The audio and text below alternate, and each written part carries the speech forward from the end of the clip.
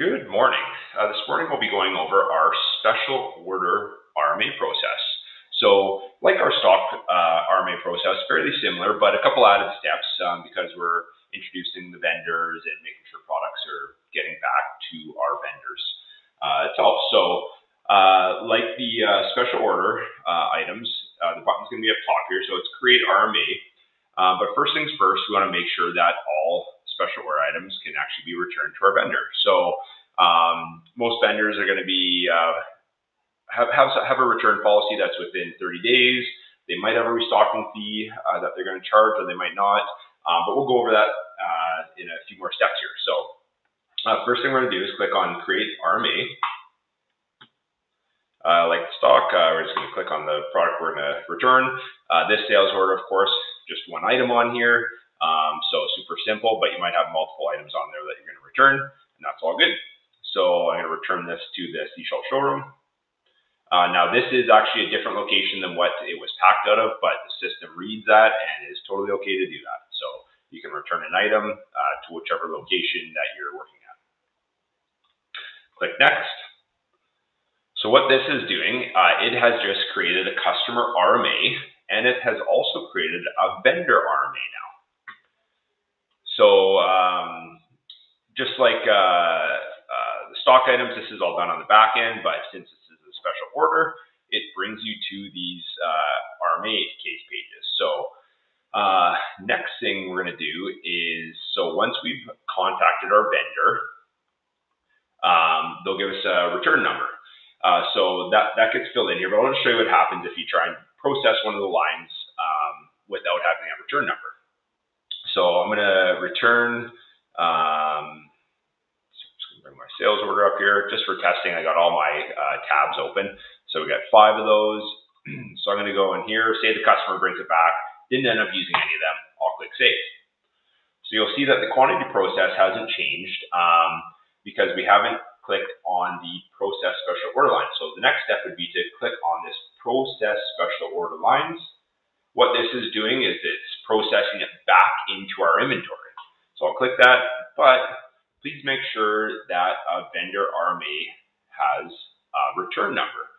So I'm just going to go to that. And what I'll do is I'll scroll down here. So this return number, this is where you will put the return number from our vendor. So whether you're doing the RMA yourself or our purchasing department's doing it, this is where that's going to be entered. So we'll submit the 5 for return, and we'll get a return number back from our vendor. Put that in here, and I'll click save. So now what that does is it allows this line to actually be processed. So now I can process special order lines, and we'll get a little box that comes up now, and that is asking us if we're charging a restocking fee and how much we're charging. Now, keep in mind that it does take us shipping and handling time to return stuff. So our expectation is that we are charging a 25% restocking fee. Now, it's not absolutely required, but it does help cover our cost to bring products in and then return it back to the vendor. And I'll actually show you for the sales team where you can actually make a little bit of commission by doing this as well. So I'm going to charge a 25% restocking fee. So what that's doing now on the back end is it's actually taking the product and it's putting it into our physical inventory at the warehouse. So now we have a note up here, customer RMA, return to warehouse. I can go back to the sales order now. I'm going to hit refresh. And you can see that we have that on there and we have the restocking fee. So of course the Schluter itself are negative lines and negative price. Final total, and then the restocking fee is a charge, and that is a positive number. So we haven't verified any prices yet, so this is accurately showing that it has no cost because we have not been credited back from the vendor yet, and we don't know what the restocking fee is actually from the vendor also. So right now that's showing 100% cost on the restocking fee. So next step would be to get the product returned. So The warehouse will have a report, and that'll be called to be returned. So you'll see that the status changed as soon as we put in that return number. So when the return number is put in there, it is changing the status on the vendor RMA, which the warehouse sees to be returned. So they know now that this can be returned. We'll have a printable page for them to print off from the return sheet here, and they'll be able to put that on the product, put it on the truck, on the pickup list, and have it returned to the vendor. Okay, so as soon as the warehouse is going to return it to the vendor, they're going to process those RMA lines also. What that's doing is it is actually pulling that inventory out of our inventory, physical and in the system, and then sending it back to the vendor itself. So next step is we'll do that. We'll process RMA lines. So we're going to process this is the warehouse returning the 5 back to the vendor. So we'll see that there's 5 in the Seashell showroom. Now, if we return it to the Seashell showroom or the Powder showroom, we need to get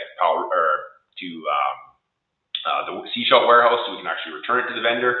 That would be done through a transfer order. So it's just regular stock that we're transferring in between locations, and then we can actually return it from the proper warehouse. So I'll click Save.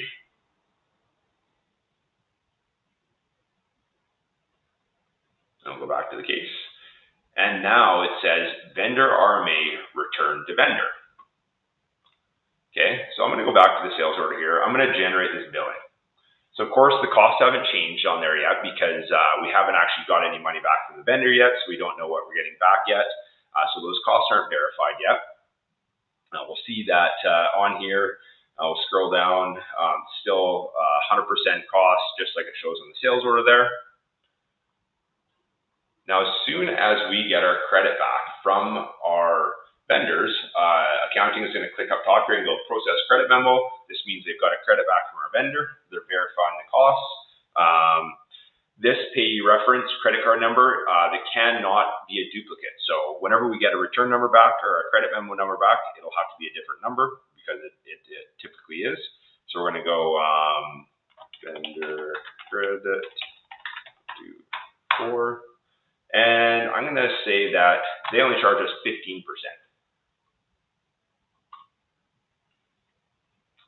So the goal is for a salesperson, you can try and get no return, restocking fee from your vendor. Oops, sorry, I have to get space in there. So 4, 5.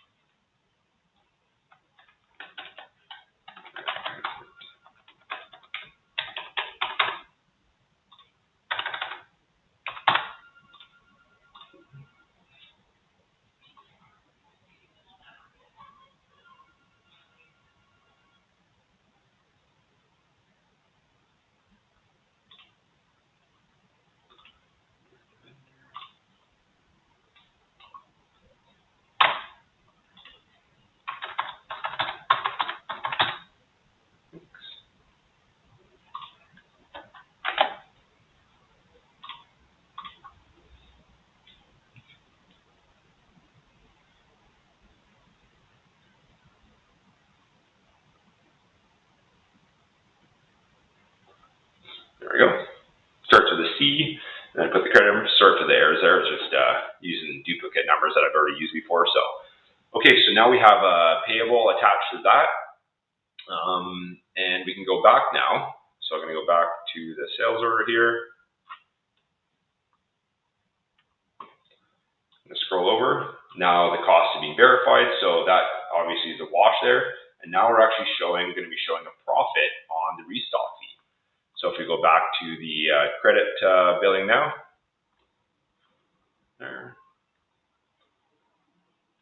So a negative commission of $20.31, and the original one was a commission of 3011. So by charging a restock fee to the customer and then getting a lesser one from the vendor, we get a increased commission on that. So super excited. We'll have a report that shows us products or items that have been returned to the warehouse, but we don't have a return number for yet. We'll have also in that report ones that have been returned to the warehouse that have a return number that need to be returned back to the vendor. So this is really going to clean up our special order returns, and super excited about it.